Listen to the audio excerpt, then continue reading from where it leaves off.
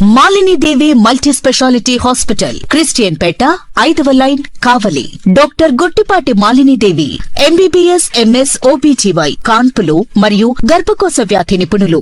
మాలిని దేవి multi speciality hospital నందు అందించు వైద్య సేవలు: సాధారణ కాన్పులు, సిజేరియన్లు, లాప్రోస్కోపిక్ ద్వారా గర్భసంచికి సంబంధించిన ఆపరేషన్లు, ట్యూబెక్టమీ, పిల్లలు లేకుండా operation, high risk pregnancy, ectopic pregnancy మరియు గర్భసంచి నీటి బుడగలు, గర్భసంచి జారిన ఆపరేషన్లు, రొమ్ముగడ్డలకు చికిత్స, నెలసరి ఇబ్బందులకు చికిత్స, మెనోపాజ్ సమస్యలకు చికిత్స చేయబడును. స్త్రీలకు సంబంధించిన అన్ని సమస్యలకు చికిత్స చేయబడును. పిల్లలు లేని వారికి ప్రత్యేక చికిత్స కలదు.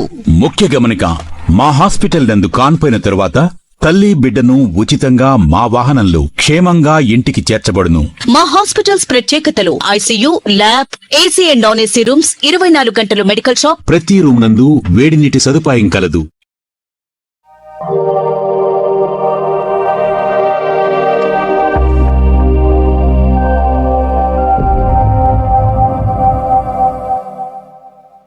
Welcome to CMD news. నా పేరు కామాక్షి.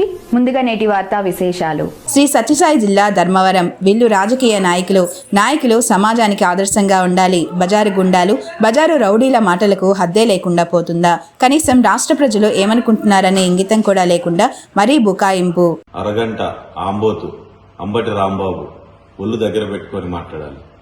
ఈ రాష్ట్రాన్ని ప్రగతి పదంలో నడిపిస్తున్న ఏకైక నాయకుడు నారా చంద్రబాబు నాయుడు గారు.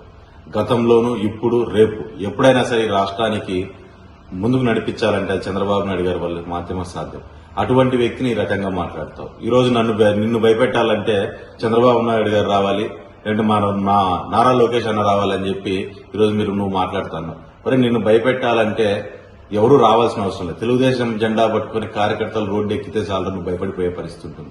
ఈ రోజు మాధవి గారితో పాటు ఈ రోజు కార్యకర్తలందరూ రోడ్డు మీదకి వస్తేనే ఇంట్లోంచి బయటికి రాలేని పరిస్థితి.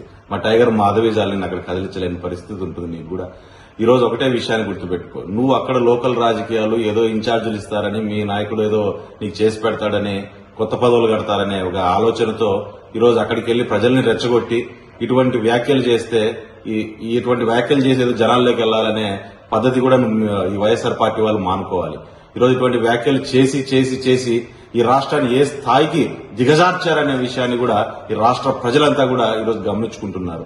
ఇదే పద్ధతిలో నువ్వు ముందుకు పోతే ప్రజలే తిరుగుబడతారు. ముందు తెలుగుదేశం కార్యకర్తలు తిరగబడే స్థాయికి తెచ్చుకున్నావు, నెక్స్ట్ ప్రజలు తిరగబడతారు. రోడ్డు మీద కుక్కను కొట్టినట్టు కొట్టే రోజు ఖచ్చితంగా దగ్గరలోనే ఉంది అంబటి రాంబాబు. గుర్తుపెట్టుకో.